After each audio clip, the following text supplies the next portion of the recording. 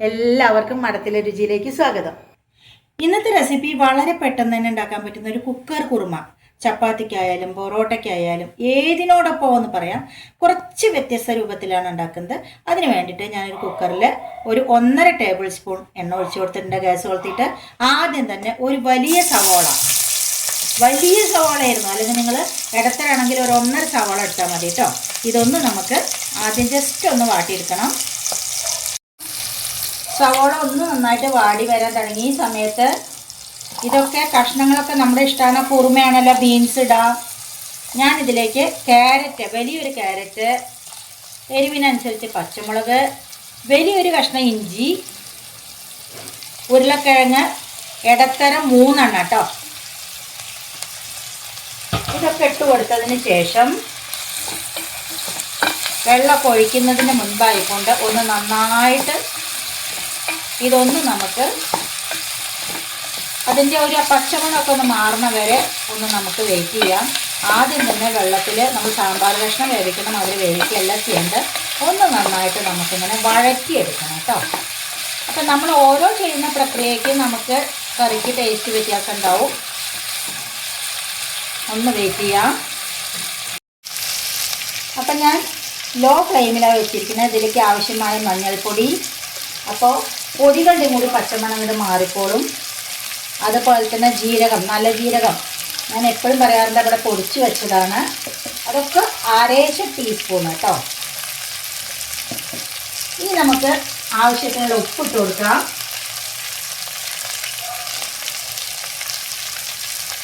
പെട്ടെന്ന് അങ്ങ് ആയിക്കോളും. ഇനി അതോടൊപ്പം തന്നെ ഇതിലേക്ക് ഞാൻ ചേർക്കുന്ന സ്പെഷ്യലായിട്ടുള്ള സാധനം എന്ന് പറഞ്ഞു കഴിഞ്ഞാൽ, ഞങ്ങൾ കൂർഗിൽ പോയ സമയത്ത് മസാലപ്പൊടി വാങ്ങിച്ചു. അതായത് അവിടെ ഞങ്ങൾ ഏലത്തോട്ടങ്ങളിലൂടെ, കാപ്പിത്തോട്ടങ്ങളിലൂടെ ഒക്കെ സഞ്ചരിച്ചു. ഫ്രഷായിട്ട് അവിടെ കിട്ടുന്ന സുഗന്ധദ്രവ്യങ്ങൾ ഉപയോഗിച്ചിട്ട് ഉള്ള മസാലപ്പൊടി എടുക്കുമ്പോൾ തന്നെ അറിയാം നമുക്ക്, നമ്മൾ വാങ്ങണ മസാലപ്പൊടി ഇതായിട്ടുള്ള ഡിഫറൻസ് ശരിക്കും അറിയാവുന്നതേ ഉള്ളൂ. വല്ലാത്തൊരു മണമാണ്. ഒറിജിനൽ മസാലപ്പൊടി എന്ന് പറയാം. ഞങ്ങൾ ആ തോട്ടങ്ങളിൽ കൂടെയൊക്കെ ഒരുപാട് നടന്ന് കറുവപ്പട്ട അടക്കം കൃഷി ചെയ്യുന്ന സ്ഥലങ്ങളാണ്. അപ്പോൾ അവിടെ നിന്ന് നല്ലൊരു മസാലപ്പൊടിയുടെ പാക്കറ്റ് വാങ്ങി. അപ്പോൾ അതും കൂടി ഉപയോഗിച്ചിട്ടാണ് ഞാൻ ഈ കുറുമ തയ്യാറാക്കുന്നത് കേട്ടോ.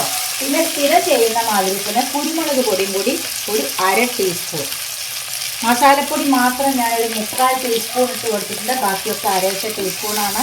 ഇനി ഇത് ഒന്നും കൂടി വഴന്ന് വന്നതിന് ശേഷം നമുക്ക് തക്കാളി ഇട്ട് കൊടുക്കേണ്ടതുണ്ട്. എന്നിട്ട് മതി നമുക്ക് കുറച്ച് വെള്ളം ഒഴിച്ചിട്ട് അടച്ച് വേവിക്കാം കേട്ടോ.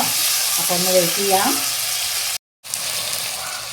ഇപ്പം കണ്ടോ, ഒന്ന് നന്നായിട്ട് വാടി വന്നിട്ടുണ്ട്. പൊടികളുടെ പച്ചമണമൊക്കെ മാറി.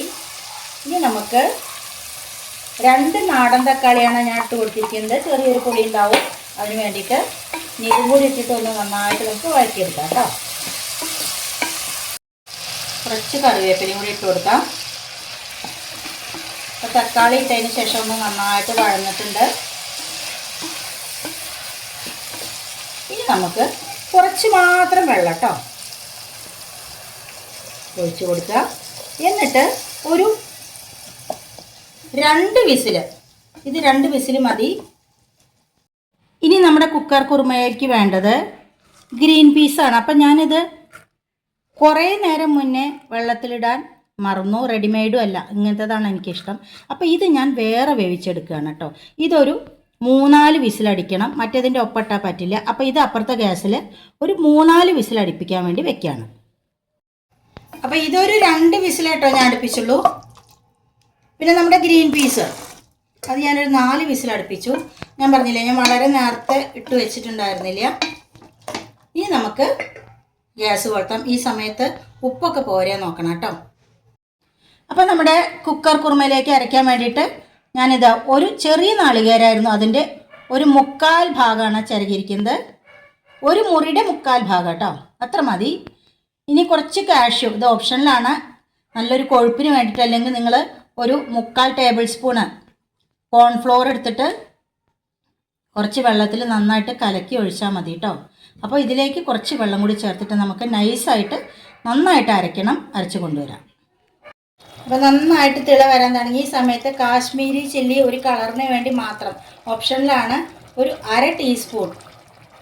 ഇതിൽ നമ്മൾ പച്ചമുളക് മാത്രമേ ഇട്ട് കൊടുത്തിട്ടുണ്ട്. അതോടൊപ്പം തന്നെ ഫൈനായിട്ട് നമ്മളിപ്പോൾ അരച്ച് വെച്ച കാഷ്യൂ, അതുപോലെ തന്നെ നാളികേരം, കുറച്ചും കൂടെ വെള്ളമാവാം. അപ്പം നല്ലൊരു കൊഴുപ്പ് കിട്ടാൻ വേണ്ടി മാത്രമല്ല, കാഷ്യൂ എന്ന് പറയുമ്പോൾ അറിയാലോ നല്ല ഹെൽത്തിയാണ്, കുറച്ചും കൂടെ ടേസ്റ്റ് കൂടും കേട്ടോ, കോൺഫ്ലോറൊക്കെ കലക്കി ഒഴിക്കണേക്കാട്ടിലൊക്കെ. ഇനി ഇത് നന്നായിട്ടൊന്ന് കുറുകി വരട്ടെ കേട്ടോ. വെയിറ്റ് ചെയ്യാം. വേറെ പണിയൊന്നുമില്ല. നമുക്ക് കുറച്ച് കസൂരി മേത്തിയോ അതുപോലെ തന്നെ മല്ലിയില ഉണ്ടെങ്കിൽ ഇടാം, കറിവേപ്പില വേണമെങ്കിൽ ഇടാം, എന്ത് വേണമെങ്കിൽ ചെയ്യാം. അപ്പോൾ ഒന്ന് കുറുകി വരട്ടെ. നന്നായി തിളച്ച് വന്നിട്ടുണ്ട്. കുറച്ച് കസൂരി മേത്തി, വളരെ കുറച്ച് മതി. എന്നിട്ട് ഗ്യാസ് ഓഫ് ചെയ്ത് കൊടുക്കുകയാണ് ഞാൻ. അതിന് ശേഷം മാത്രം, ഇവിടെ വളരെ കുറച്ചുണ്ടായിരുന്നു മല്ലിയില, ഞാൻ വല്ലാതെ മല്ലിയില ഇടാറില്ല, പക്ഷേ ഗ്യാസ് ഓഫ് ചെയ്തതിന് ശേഷം ഇട്ട് കഴിഞ്ഞാൽ പ്രത്യേക ടേസ്റ്റാണ്. അതോടൊപ്പം തന്നെ കുറച്ച് കറിവേപ്പില, അതൊക്കെ നമ്മുടെ ഇഷ്ടമാണ് കേട്ടോ. എത്ര വേണം, കറിവേപ്പിലയൊക്കെ നല്ലോണം ഇട്ട് കഴിഞ്ഞാൽ നല്ല ടേസ്റ്റാണ്.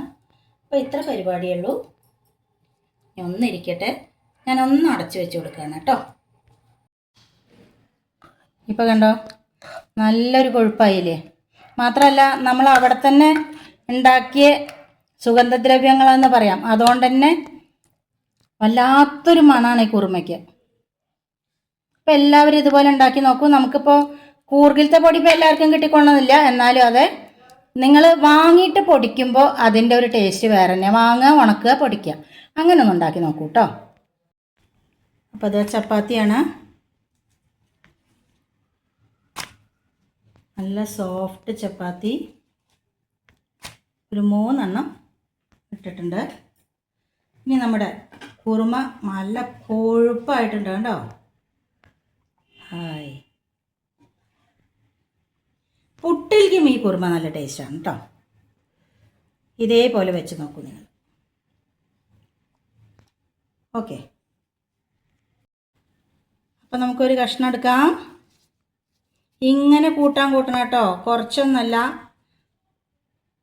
കൂട്ടാനൊക്കെ ആകുമ്പോൾ അതാ ചപ്പാത്തിക്കറി ആയാലും ശരി, പൂരിയുടെ കറി ആയാലും ശരി, ഇങ്ങനെ എടുക്കണം. എല്ലാവരും കഴിച്ചോളൂ. മറ്റൊരു പുതിയ വീഡിയോ ആയിട്ട് നാളെ കാണാം. അതുവരേക്ക് ബൈ.